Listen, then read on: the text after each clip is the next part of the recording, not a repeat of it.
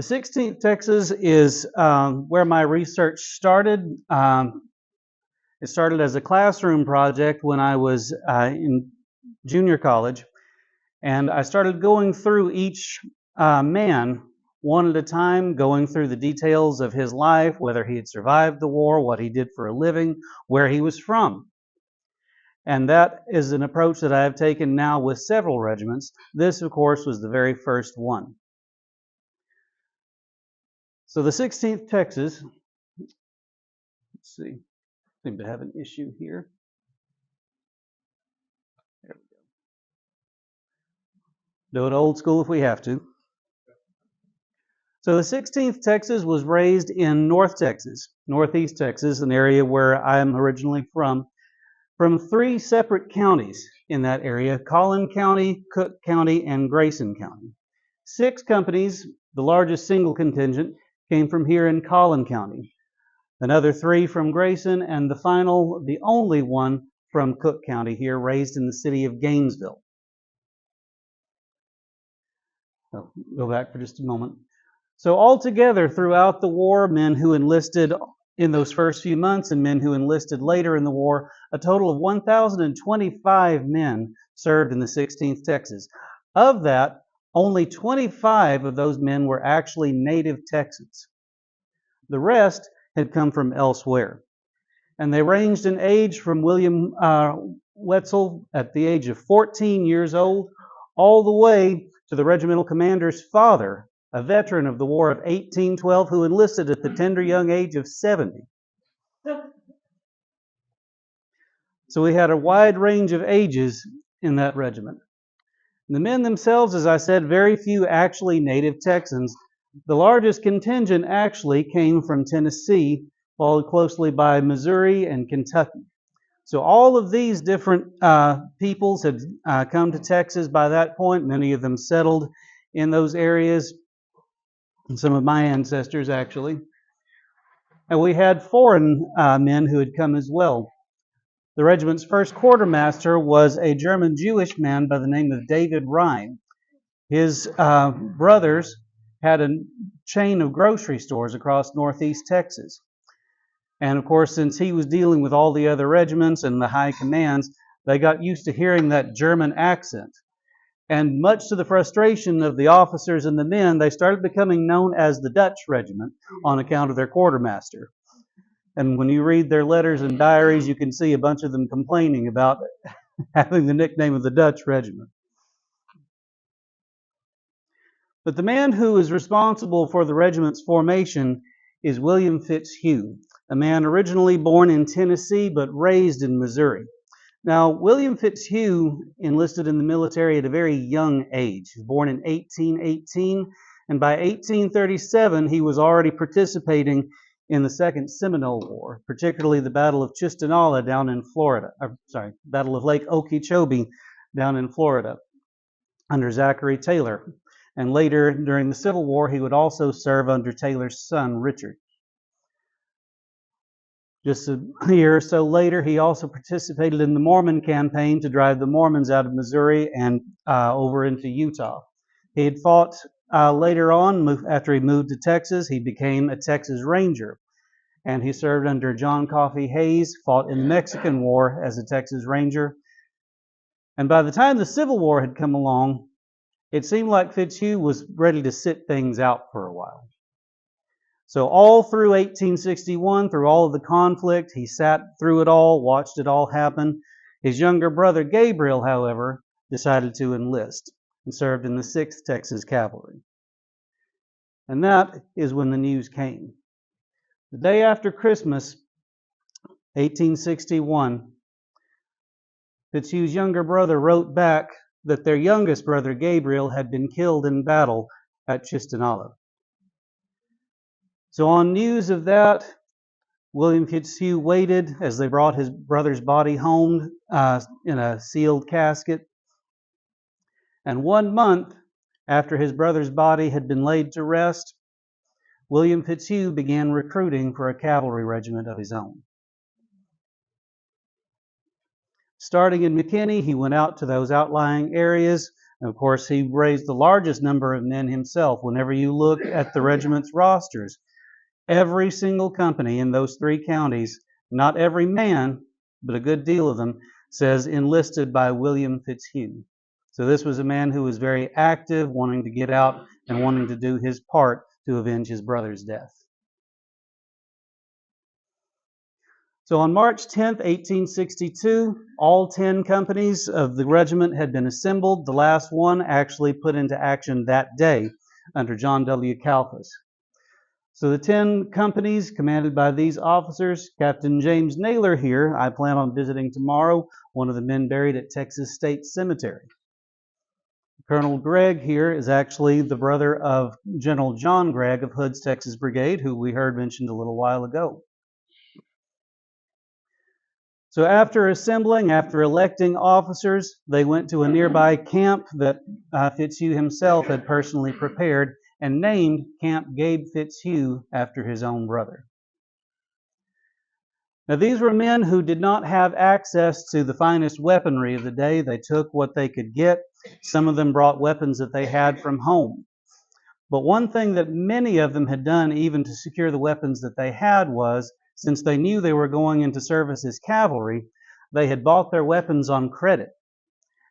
And they were saying, well, since we're going to be cavalry, we're going to be among the highest paid, so we'll be able to pay back these loans no problem. And so they went off to war thinking all was going to be well. But what they had with them, they had shotguns, they had squirrel rifles, and as you can see, they also went to war with a great deal of Bowie knives, as many Texans did. So from Camp Gabe Fitzhugh, just outside of Melissa, Texas, they moved next to Clarksville, near the Red River, at a camp that they called Camp Never Forgotten. And it was here that a good many of their men began to get sick, because after the drought that they'd had the last couple of years, they finally got soaking rain. And of course, the men had gotten sick, they'd gotten soaked, and several of them perished at Camp Never Forgotten. So by May of 1862, they had moved over across the Red River and finally into Arkansas, where they were going to await orders as to where they were to go next. Now, earlier in the year, General Samuel Curtis had won a victory at the Battle of Pea Ridge and had his sights set next on taking the capital of Little Rock.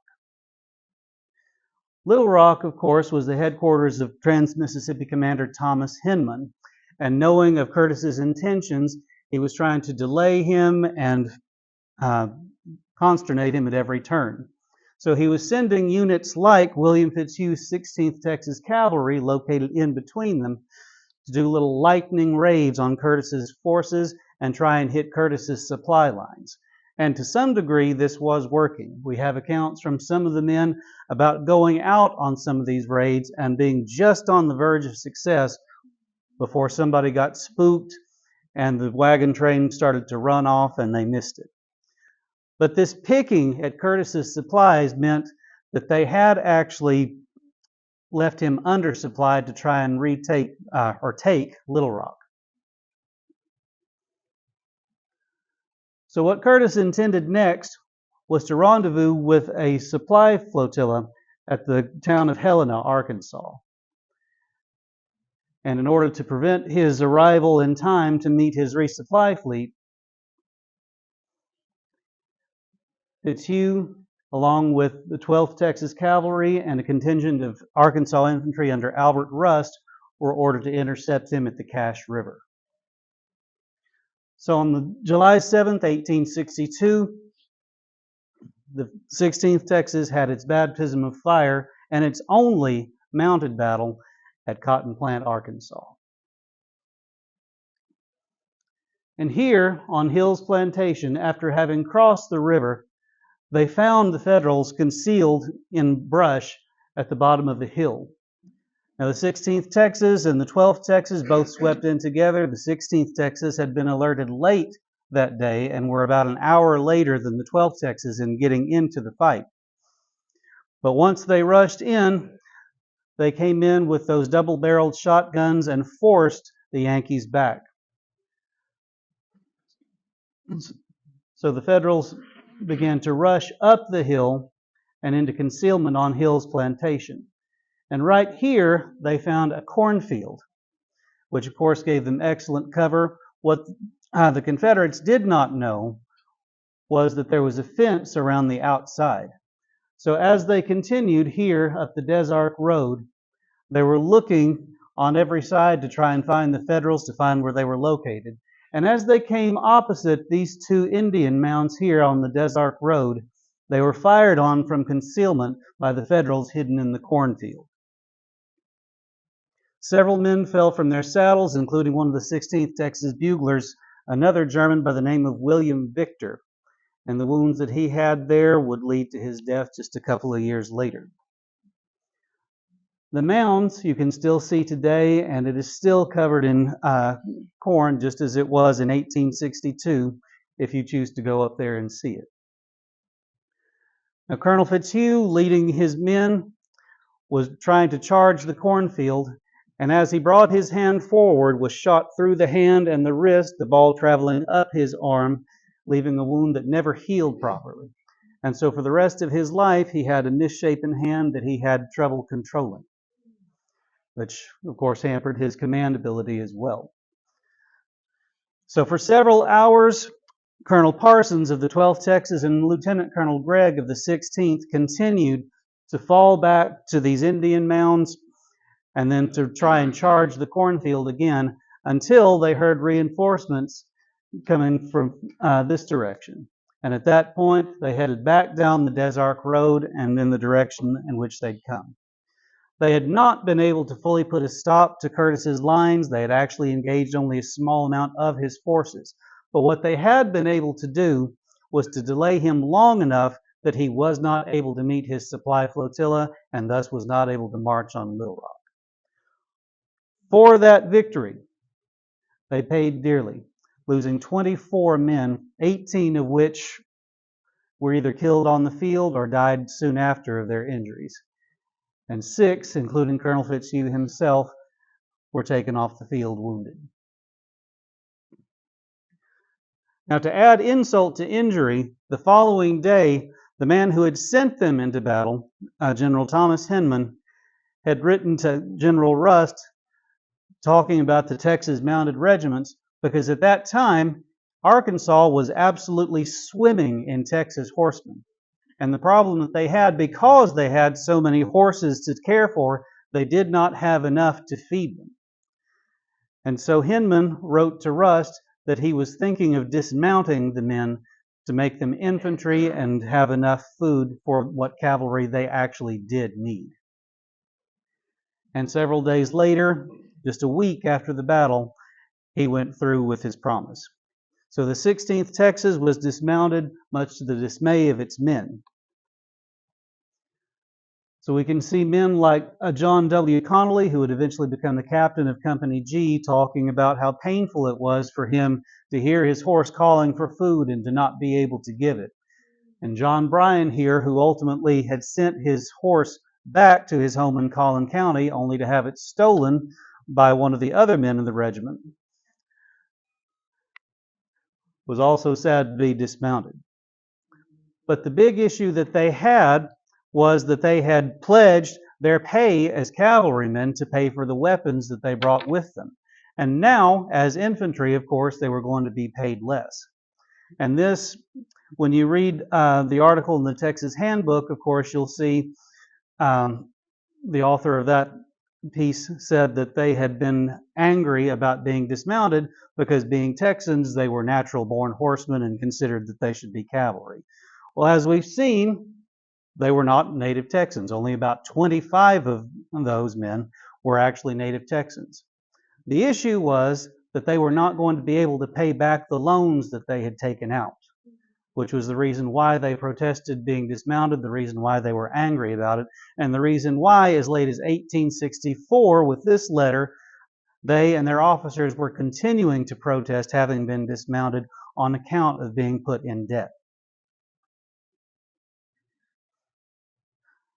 So, of course, they continued to serve as infantry through the remainder of the war. They never got their horses back, but the war itself went on. And one of the things that was going on with General Hinman was, of course, the defense of Arkansas, particularly as General Grant started to turn his eyes towards Vicksburg. And so Thomas Hinman, in July of 1862, was constructing the earthwork Fort Hinman, and he detached several men from the 16th Texas, including James Kelly, John Elliott, and Elijah Southward, to be sappers and miners to go out and dig that earthwork and put it in place. Now, soon after, General Hinman was replaced by Theophilus Hunter Holmes as the Trans-Mississippi commander. Granny Holmes, yes indeed. And the 16th Texas was placed in a new All-Texas division under the command of General Henry McCulloch, who had recently been brought into the state from Tyler, Texas. Now, General Holmes, it seems, did not particularly care for Colonel Fitzhugh's style of command, thinking him more fit to be a sergeant major. And when he called Fitzhugh into his office to complain about it, what he told Fitzhugh was, well, everybody's saying that you're just doing a terrible job. And Fitzhugh looked at Holmes and said, well, General, is everybody right? Do you believe everything that people say? And Holmes, of course, thundered, yes, they're right. And Fitzhugh rejoined, well, I hear a great talk about you, General, including everybody around here saying that you're nothing but a damned old granny, but I don't believe it. So, to say the least, Fitzhugh was not among Holmes's favorites for the remainder of their time together.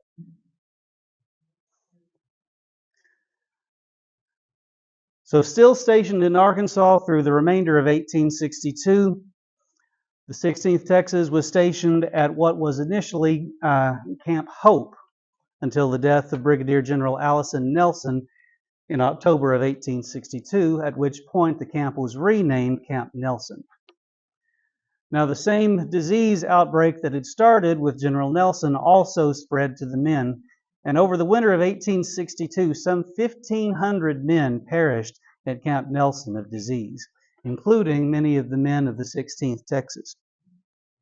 Captain John Reynolds Briscoe, a Baptist minister and blacksmith in civilian life, lost his life here and was replaced by Captain William Thomas Green Weaver, a Texas poet and a delegate to the Constitutional Convention of 1875 right here in Austin. But all of these men perished there and were buried at Camp Nelson. In the early 20th century, surviving members of those regiments banded together and identified the men that they could, and they gathered, I believe, around 300 to 500 of their old comrades, moved their bodies to a new location where you can still visit their graves today. Now, back in September, the 16th had been fortunate enough to be the recipients of Enfield rifles that had been captured from the Federals. So Sergeant John Bryan of Company B wrote back to his wife that not only had his company been among the fortunate ones to receive them, but they were also doing the best in drilling and in training with those weapons. So they were adapting to this new method of warfare and becoming quite effective at it. But January of 1863, the next year, brought perhaps the biggest and most significant change. General McCulloch was replaced by the command of General John Walker, fresh from Lee's divisions in Virginia. And the 16th Texas was attached to Walker's 3rd Brigade under the command of General Henry McCulloch, who had been relegated to brigade commander from division command. Now, as Ulysses Grant set his sights on Vicksburg, one of the things that he wanted to do was to make sure that the river was clear. And one of his subordinates ordered an attack on Fort Hinman at Arkansas Post. And so, under Sherman, from January 9th to 11th, 1863, the Navy pounded Fort Hinman from the river while the infantry marched on land. Walker's division was instantly dispatched to try and provide a relief force, but they arrived the day that the fort had capitulated, and on the wrong side of the river to be able to render assistance. 3 of the men of the 16th Texas were still there. So Elijah Southward, James Kelly, and John Elliott all became prisoners of war, and all were sent to Camp Douglas, Illinois, where every one of them perished of smallpox before 3 months had passed. Grant, in the meantime, had set up supply depots along the Mississippi River, first at Milliken's Bend, where his forces had initially landed, and further south at Young's Point. And these were the places where all of his supplies were coming to support his siege of Vicksburg. Now, Trans-Mississippi Commander E. Kirby Smith, having replaced General Holmes, wanted Walker's division sent south almost immediately to try and counter this threat and to try and take out those supply depots. So he gave orders to General Holmes, now commanding the District of Arkansas, to dispatch Walker's Texas Division to Louisiana. So Walker, eager to go, was looking for orders, but was obliged to wait, because Holmes was concerned about sending such a large force out of the state that he considered necessary for the defense of Arkansas. And so Holmes waited and waited and waited until he finally sent Walker's men out, finally released them on April 19th. Not until April 23rd did they finally receive their marching orders and begin moving south into Louisiana. Now, having left on April 23rd, it would not be until the 6th of June that they actually arrived at their target, just a short distance downriver. Because in addition to marching, they also tried to put them on riverboats and sent them as far away as Alexandria, trying to get them there and avoid the Federal Navy and any Federal forces that they encountered, which they did several times and had to quickly retreat back upriver. But by the 6th of June, the 16th Texas and its command had reached the outskirts of Richmond, Louisiana. But what they found was that the supply depot was no longer there. Grant had moved it across the river and now had it north of the city itself. What they found instead was a camp of instruction for the United States colored troops. And it was there that they would proceed despite not being able to achieve their objective. The Battle of Milliken's Bend on June 7, 1863 was probably the bloodiest engagement in which the 16th Texas participated. Coming up here across the Richmond Road with the Federal camp off to their left, the 16th Texas Infantry was held in reserve while the 16th Texas Cavalry, the 17th Texas Infantry, and the 19th Texas Infantry had to cross this field surrounded by thorny bodark hedges to finally approach their enemy. 30 yards of this hedge had been cut down directly in front of the enemy line. But the 16th Texas and the 17th Texas, having to go further down to approach their enemy, were obliged to draw their knives and draw their sabers and hack their way through that bodark to finally reach the levee. And having narrow passages that only one man at a time could squeeze through, they squeezed through under enemy fire the whole time to finally rejoin ranks and rush the levee one company at a time. Now, having only about 30 yards distance from the hedge to the levee where their enemies were stationed, they did not have time to reload. And so as they came up to the levee itself, the battle became a hand-to-hand combat. So instead of small arms fire being exchanged, this was mostly clubbed muskets and bayonets at close quarters. Milliken's Bend was best described as a meat grinder in which the 16th Texas and its brother regiments were thrust. So John Hendricks, who talked about the weapons that they had marched to war with, talked about a different kind of weaponry, talking about remembering clubbed muskets being used and bayonets, and many of the men of the 16th Texas who fell that day meeting their end on Federal bayonets. Their performance at Milliken's Bend was exemplary, and it earned them the name the Bloody 16th, a name that they would carry for the rest of the war. 49 men were wounded on the field that day, and 22 either died on the field or died of their wounds soon after. Richard Allen, 17th Texas, is credited with more injuries, but is not known to have received a nickname on account of their performance.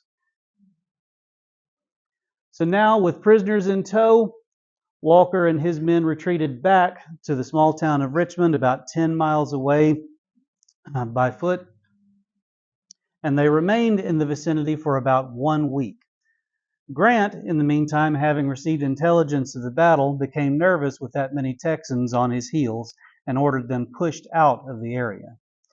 So on June 15th, just about a week after the battle, Grant's forces launched into Madison Parish, sought out Walker, and pushed him back across Roundaway Bayou. Walker, of course, left a small contingent of men to act as a rear guard, and several men of the 16th Texas acting as that rear guard were scooped up and sent to federal prison camps. Walker himself burned the bridge over Roundaway Bayou as he retreated, making sure that the enemy could not follow. This was probably the most action that the 16th Texas would see during 1863, and for them it was likely enough as well. But Walker now retreated back to Delhi, Louisiana, where a rail line connected to Monroe, and from there he sent his wounded back to Monroe and went to lick his wounds. Not until October did they begin to see action again, this time further in the state, near Simmsport, Louisiana, where they have an intersection of 3 rivers, the Mississippi, the Red, and the Atchafalaya. And at this point, Walker took his artillery and stationed it at different points around that junction so that they could harass federal river traffic. One of their targets was the steamer Black Hawk, which had once been Grant's flagship. Now, news of what they were doing there, even though it seemed like they were not doing much and the men of the 16th Texas and the other regiments grumbled about the duty, but it was making news as far away as London. So though they didn't see the effect themselves, they were certainly making headlines in the country and around the world. But they were engaged here from October to December of 1863. Now, at this point, Colonel Fitzhugh, who had been sent back to Texas to refill his ranks, arrived with new recruits, including Henry Davis Pierce. Now, Henry Davis Pierce had formerly been a 17th Louisiana Tiger, but had been discharged at Vicksburg because he was underage. So going back to Texas, to Collin County, where Fitzhugh had been recruiting so heavily, he was now of age and able to enlist. So this was his second unit in which he served, and one with which he would serve until the end of the war. And Pierce provides great accounts of what happened next. So staying through the early spring of 1864, they encountered their next threat in the form of the Red River Campaign. So General Nathaniel Banks, landing further downriver in Louisiana, intended to march west across the state on the city of Shreveport, where the Trans-Mississippi had its headquarters, while General Frederick Steele, landing in Arkansas, would move another army south and approach the city from the north in a pincer movement. And from there, they planned to launch an invasion of the state of Texas. Now, landing initially near where Walker's Texans were camped, Walker had to beat a hasty retreat. And they retreated over the next several weeks, miles and miles back, all the way to the small town of Mansfield. And by April 7th, Sergeant Samuel Bryan wrote his wife that they had retreated some 250 miles, which he considered to be far too much, and was itching for a fight. And the following day, he got it. It was also to be his last. John Bryan was fatally wounded at Mansfield and died about 8 days later. His burial site is still unknown. The 16th Texas took position with its new brigade commander, William Scurry, here on the right flank. And after the other Confederate forces had engaged the largest contingent of the Federal Army. The 16th Texas and its other regiments moved from concealment, running a double quick and assaulting Nims, Massachusetts battery and forcing all of these regiments to fall back. According to Private Pierce, they did not actually engage the enemy until later in the evening. The 16th Texas did not, at least, because they overlapped that collapsing line. And each time the Federals tried to make a stand, the other regiments had already pushed them back. So the 16th Texas did not engage the Federals until it was almost night. And at that point, that is when Sergeant Bryan was wounded. The following day, the 16th Texas followed up their victory at Mansfield with the Battle of Pleasant Hill. And stationed here, a little ways behind the battlefield on a ridge, they waited for orders to proceed, only to find that the ground was uneven. And the advance was confused. They began running into other regiments and the ravines around Pleasant Hill. And in trying to fall back, they wound up falling directly into the arms of the Union. 42 men wound up being captured, including the regiment's Lieutenant Colonel Edward Gregg and Pierce himself. 15 men were wounded, 13 killed, and 3 fatally wounded, all here at Pleasant Hill. But they were able to force Banks back to the river. And from here, it was a question of which one would they pursue.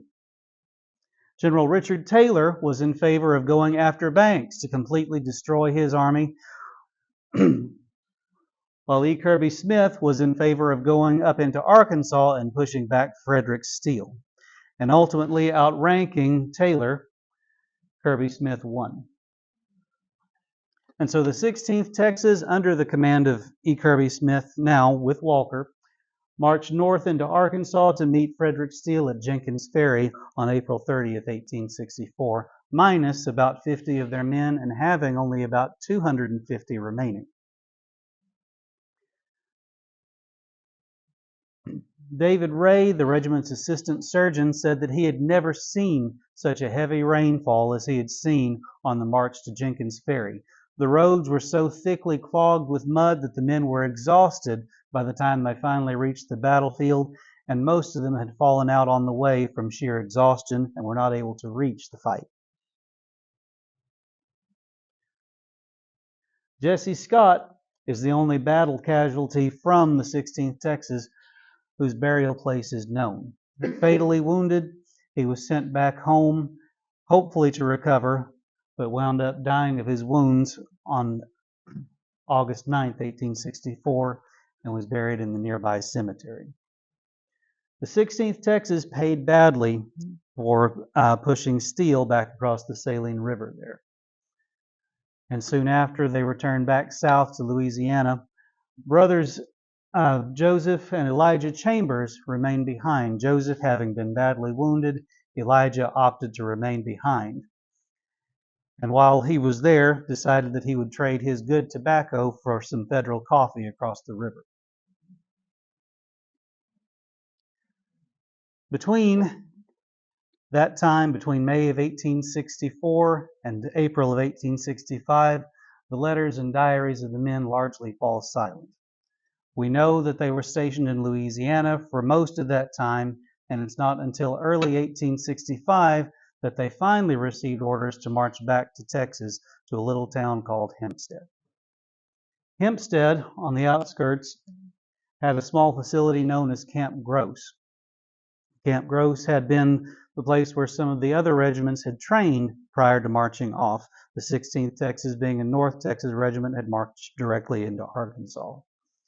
But it was here that word came of Lee's surrender. And David Ray once again wrote to his mother up in Grayson County that it seemed credible that Lee had surrendered. And while he was still writing, word came that it had actually happened. At that point, the men of Walker's Texas Division, the Texas Greyhounds, began to melt away and to go back home. The war for them was over, but for some of them, it wasn't quite done yet. Charles Batsell, a sergeant in Company B, wrote in his pension application that he had never been discharged and was in fact still a Confederate soldier as far as discharge was concerned in 1914. David Ray, for his part, signed an amnesty paper signed by one of his officers who had been wounded and lost one hand and part of the other at Milliken's Bend. And as the war came to an end, the lives of the men began to end as well. The old captain of Company B, Reuben's Coffee, had tried to make a deal with a man over a horse. The deal went sour, both men drew their pistols, and Reuben's Coffee became the first post-war casualty of the 16th Texas. The final one, Samuel Parker, who had also been at Fort Hinman, died of a heart attack in 1941, just shy of the outbreak of World War II. These men left legacies. William Weaver, that we mentioned earlier, not only was a delegate to the Constitutional Convention of 1875, but was an early proponent in that convention of giving women the right to vote. Charles Batsell, who still considered himself a Confederate in 1914, had a grandson named for him. Charles William Batsell briefly ran security for the Manhattan Project at Los Alamos, New Mexico in World War II. And during the turbulent 30s, also joined the FBI briefly and is credited with the killing shot on gangster John Dillinger. The men of the 16th Texas began having reunions as early as 1882, but they lost Colonel Fitzhugh in 1883. Colonel Fitzhugh had acted as the doorkeeper for the Texas Constitutional Convention of 1875, and from that point forward until his death, for the Texas Senate as well. And on break from that, having gone back home, he was traveling home from McKinney to his home near Melissa when his horses were passing under a railroad bridge, took fright, bolted, and threw him from his carriage. They continued to have the reunions without their colonel up until around 1925, when the last of the men began to die. But they left a legacy, they left a history, and it's been wonderful to research and find out what that is. All right, thank you.